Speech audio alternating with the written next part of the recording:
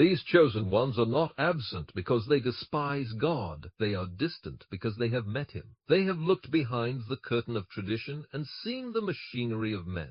And having seen it, they can no longer pretend it is holy. Their souls were never designed to be herded like cattle or trained to kneel on cue.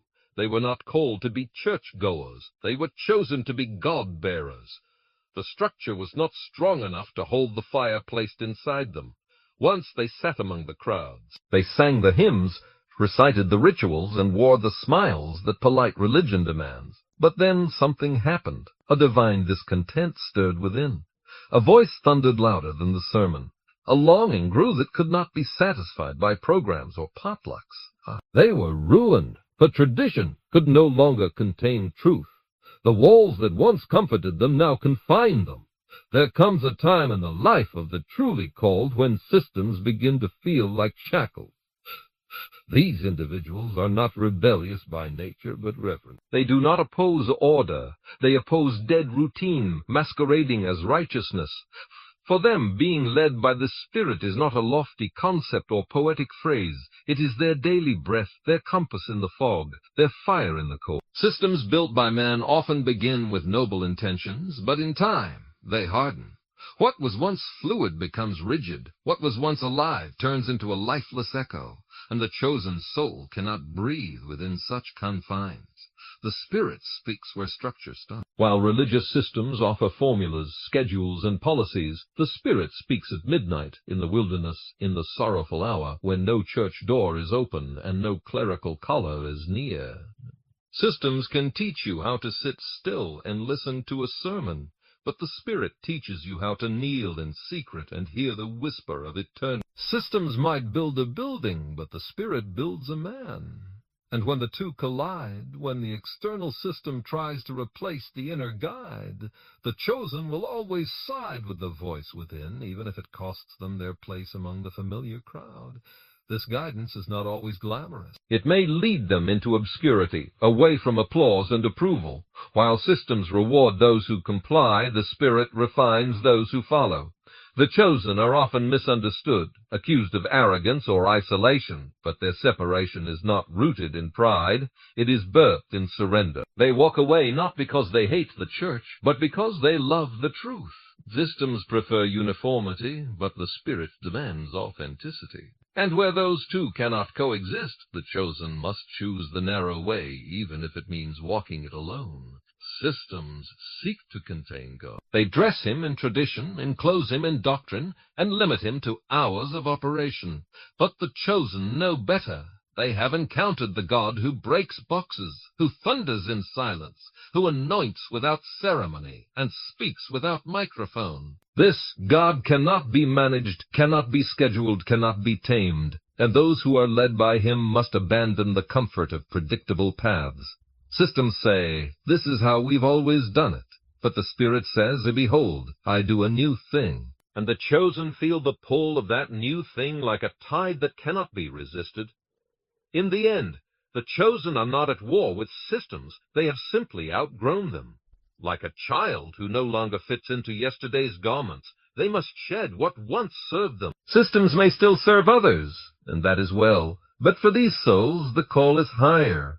The path is narrower, and the voice is clearer outside the system than within it. And their direction comes not from a pulpit, but from the quiet command of a God who speaks directly to the heart. There exists a peculiar hunger in the soul of the chosen, one that tradition cannot satisfy. It is not rebellion against old ways for rebellion's sake, but a thirst for something deeper than inherited customs. While many are content to feast on rituals passed down through generations, the chosen crave truth in its raw, untamed form. They do not dismiss tradition altogether, but neither do they bow to it.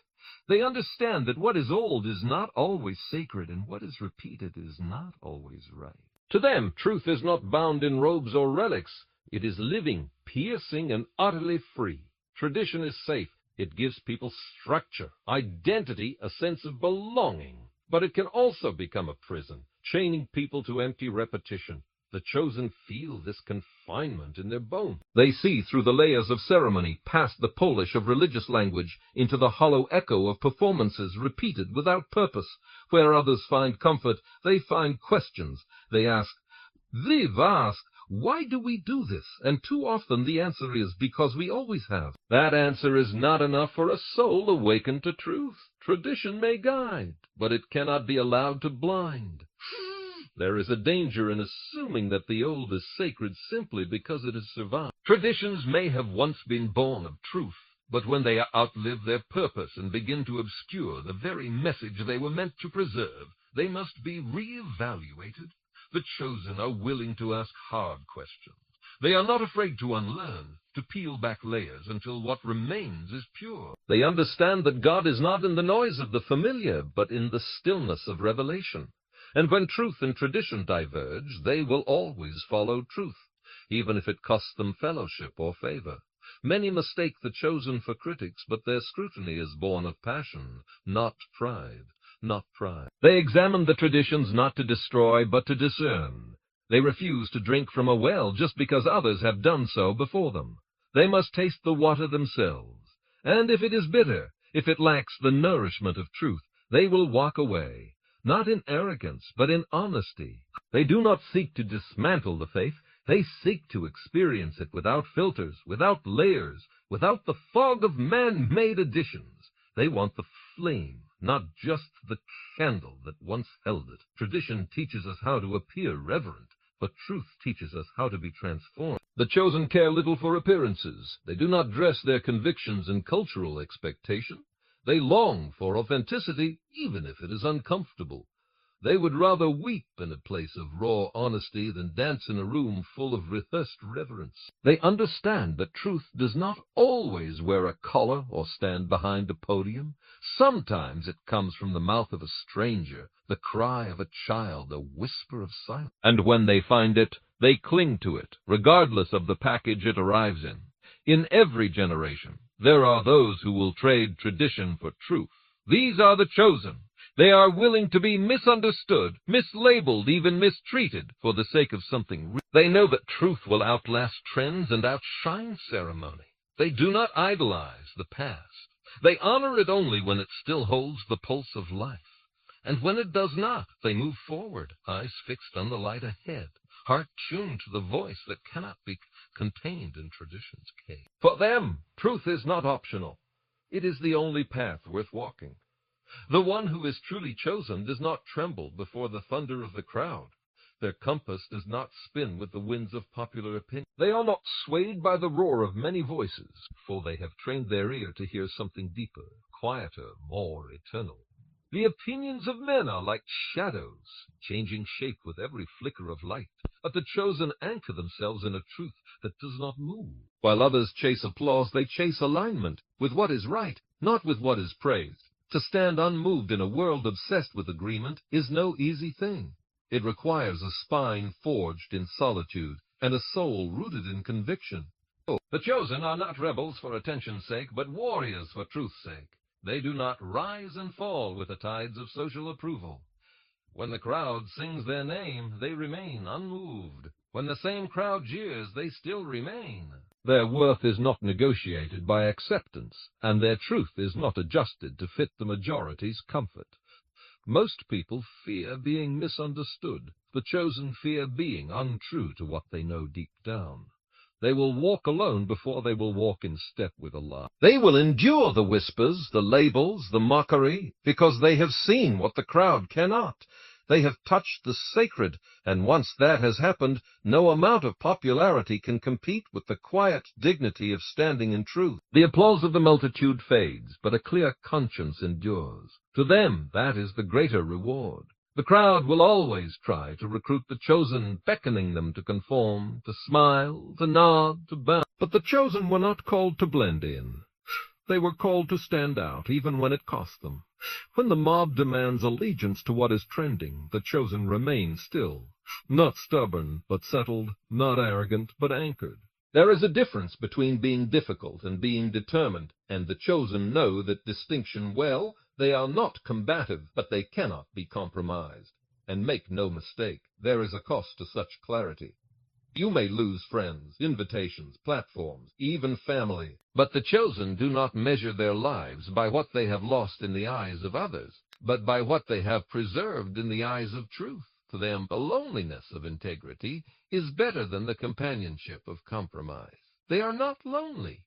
They are chosen. There is a strength in them that does not shout but endures. They are not impressed by trends or titles. They are not moved by who has the microphone or the biggest following. Their sense of value is not attached to influence, but to insight. They do not care who said it, only if it is true. And when the world celebrates a lie, the chosen mourn quietly. When the world mocks the truth, they weep, not for themselves, but for those who cannot yet see. Their vision is not for the shallow, but for the sincere. It takes courage to stand still when everyone is moving. It takes strength to walk a narrow path when the broad road is crowded with praise. The chosen are not superhuman.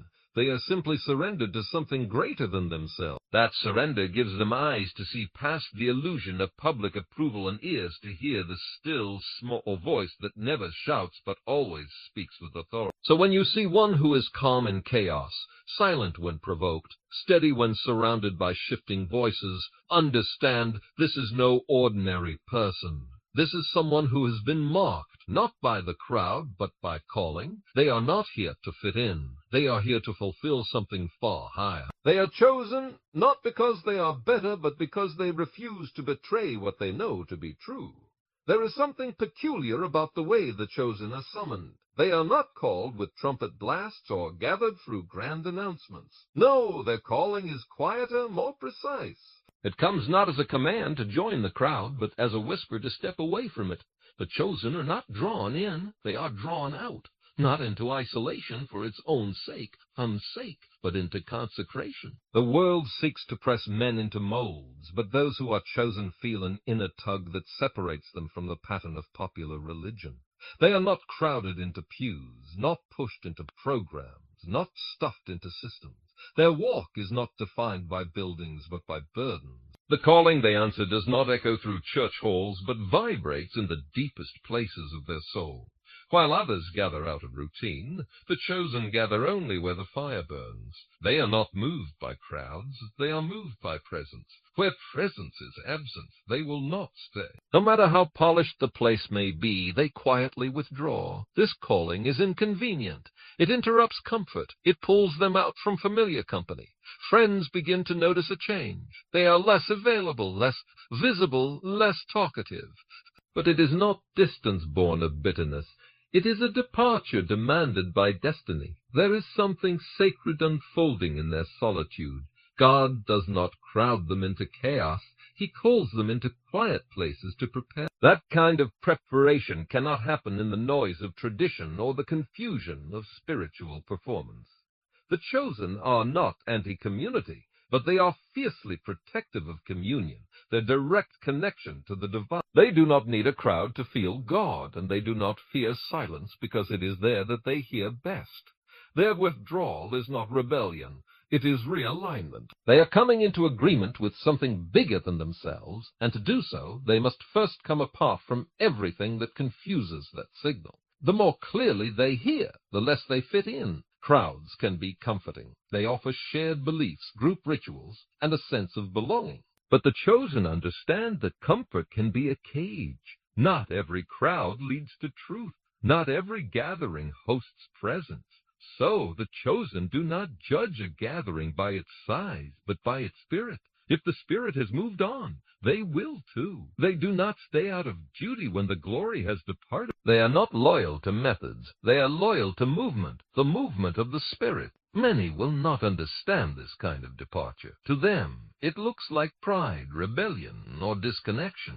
But to the chosen, it is obedience. They are not leaving the faith. They are leaving the facade. They are not rejecting the path. They are removing the paint that covered the truth. They are not arrogant. They are awakened. They do not condemn the building, but they will not make it a burial ground for their calling. They are not wandering. They are walking with great intention, even if the path is lonely. You must understand, when you are called out, it feels like rejection at first. You miss the voices, the company, the familiar rhythms, But slowly, that absence is filled with revelation. What once was a routine becomes a remnant of a past life, and what once felt like exile becomes evidence that you were meant for something deeper. The chosen walk with this awareness, that solitude with truth is better than community built on convenience. The calling out is also a stripping. Titles fall away. Recognition fades. You are left with your raw self and the God who but this is where the chosen are shaped. Not in the echo of applause, but in the stillness where only one voice speaks. And that voice, unlike the many, cannot be manipulated, cannot be performed for, and cannot be avoided. It exposes, cleanses, corrects, and then commissions. By the time the chosen return to speak, but led, they do so not from borrowed ideas, but from birth conviction. They have not memorized, they have metabolized truth. Their words carry weight because their silence was long. Their presence is potent because their absence was purposeful. They do not need titles or robes, stages or microphones. They simply carry the flame that cannot be extinguished. And wherever they go, it burns quietly but undeniably. So understand this.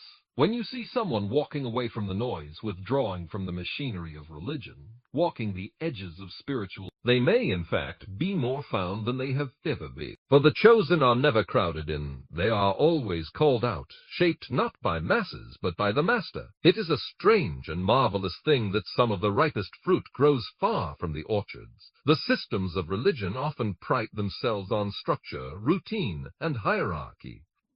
But God's chosen are like wild trees that grow without cultivation, yet bloom in due season. They are not planted by men's hands, nor pruned by denominational agendas. Still, their fruit is sweet, sweet. Their lives produce peace, wisdom, and power, not because they follow the system, but because they follow the Spirit. There is a danger in assuming that only what is done within four walls and under official oversight can be holy. That assumption denies the way of the wilderness, where many a prophet was prepared. The chosen do not resist structure out of rebellion. They resist dependency on it. They do not need the system to validate their growth, for their roots reach deeper than titles, protocols, or pulpit approval. They bear fruit from a private garden, tended by unseen hands. Systems are useful when they serve the Spirit, but when they replace Him, they become lifeless, even if they are busy. A machine can move without producing life. The chosen recognize when the system has become the focus and the Spirit a footnote. So they quietly step away. Their effectiveness is not lessened in the absence of endorsement. In fact, their influence often expands. Because the fruit they bear is not confined by programs or protocols. It is born of intimacy with God. Consider the lives of those who walk alone but leave behind a trail of healing wisdom and strength. They are not often invited to the platforms, yet they shape lives more profoundly than many who speak publicly. Their words carry substance because they come from secret places of surrender. Their joy is not manufactured for the stage. It flows from wells dug in private pain. They do not need the validation of religious systems, for their fruit speaks louder than any certificate. And how does one recognize this fruit? It is not found in popularity, but in purity, not in applause, but in alignment. The chosen may be misunderstood, even ridiculed, but those who sit under their shade find rest. Their counsel brings clarity. Their presence brings calm. Their hands bring healing, not through ritual, but through relationship. They have not studied systems to mimic power. They have lived through fires to know it firsthand. Such fruit is dangerous to dead religion, for it exposes what systems cannot produce. It shines a light on performance and leaves pretenders feeling naked. That is why many chosen are quietly pushed out or subtly marginalized. The system fears what it cannot control. But the chosen are not bound by rejection. In fact, they expect it. Their roots are not in favor, but in faith. They do not wilt when institutions close their doors. They thrive because heaven has never closed its gates. They give without demanding recognition. They serve without waiting for permission. They create without needing a committee. Their anointing is inconvenient for the organized, but undeniable to the desperate. Systems may question their methods, but the fruit remains: a healed heart, a restored mind, a word that lingers long after it's spoken. That is the mark of someone who bears fruit outside the family. These individuals often labor in obscurity. They pray alone. They give quietly. They teach without titles. Their strength lies in the fact that they are not driven by ambition, but by assignment. They are not trying to build empires, but to edify lives. They do not post about their fruit, they live it. And those who encounter them sense something pure, something strong, something real. Their impact is not always immediate, but over time their presence shifts the atmosphere. The systems may overlook them, but the people cannot forget them. The fruit they bear is not seasonal, it is sustaining. When others have burned out on the machinery of church, they seek refuge under the branches of those who have stayed rooted in something deeper. And when the day comes for systems to collapse, as all man-made structures eventually do, it will be the chosen who remain standing. Not because they resisted everything, but because they were rooted in the right thing. Their fruit will feed a starving world, disillusioned with noise and hungry for substance. They will become the rivers in the desert, the trees planted by unseen waters. So let no man despise the one who walks outside the lines. Do not mock the one who serves with no badge. Do not underestimate the influence of the one who was not invited, but still shows up with fire in their soul.